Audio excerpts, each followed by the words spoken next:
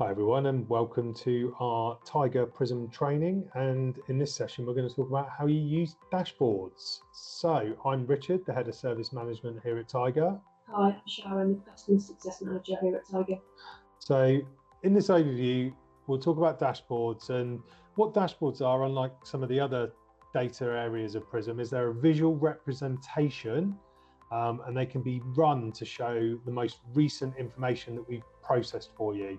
You can also set them to auto refresh, so you can have them running there in the background. So every time you go in, you've got the latest information there in front of you, and you can pick how frequently you refresh them, etc., depending on how much you want to use them. So without further ado, let's go into Prism. So Sharon, so we'll talk a little bit why this is different to analytics and reporting in a minute, but what are the main things that people would want to use the dashboard section for? I think call volumes is a big thing because that shows people a visual representation of the data coming in or going out of their business. Also, they want to do team performance, to have a look at what their agents are doing and that sort of thing. And also user activity, what's each different person doing. So how is that different? Obviously, we've done sessions already on analytics, reporting, and I can go and get this information from those, right? Dashboards, as you said, are more visual representation and do give you graphs. There's line graphs, box graphs, and those pie charts to show you represent the data in a different way, really. The analytics is a dump of data, reports is summary, but dashboards give you a visual view of it. So these are perhaps more for people who are running a team and want to see their ongoing active team performance. Okay, all right, so let's have a look at some real life examples. So I use call queues within my organization. I want to see all of my call queues. Okay, can we do that? Yeah, so I'm going to go into the Teams tile over here. And I think, again, as we've said before, Teams, telephony, you might have both, you might only have one or the other. They're similar and you're going to go through the menu in the same way. Yeah, exactly the same again. So if we look at the call queue summary, what this is giving us is a visual look at all the queues, all my stats. Okay, and it's just a visual look at all of them up and down the page.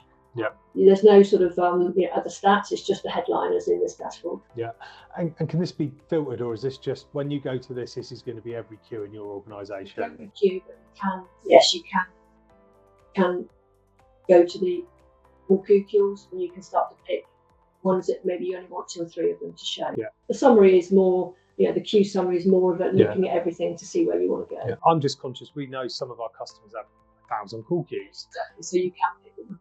Yeah. All right, brilliant. Now let's go and look at a specific queue. How do I go and look at a specific call queue, please? Already in here, you can actually you can click on the name of it. Yep. And it will take you into that particular dashboard in a new tab. And it will keep the date that you picked in the previous summary. So this is looking at our customer success service queue, and it's giving me a bit more stats now. It's giving me I've picked a month, so it's going to give me every day. Yeah. It's giving me the agents who are taking calls, plus any that have been missed.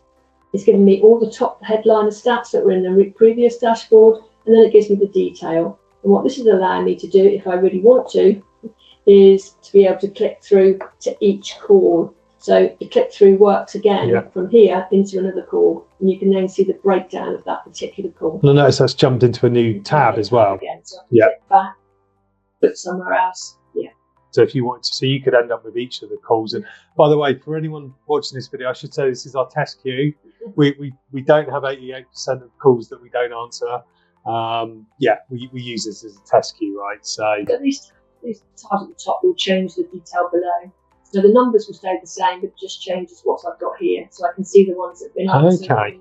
So if I specifically want to look at the unanswered, I can click on that. It's going to add that filter for me. Yeah, and it would show you the from. And can we just go back in? Let's look at that 4th call down, look at the detail. How did you get into that again?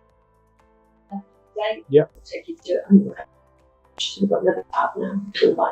And I guess this is a cradle to grave type display that shows you what time it arrived, what route, how many people it was offered to.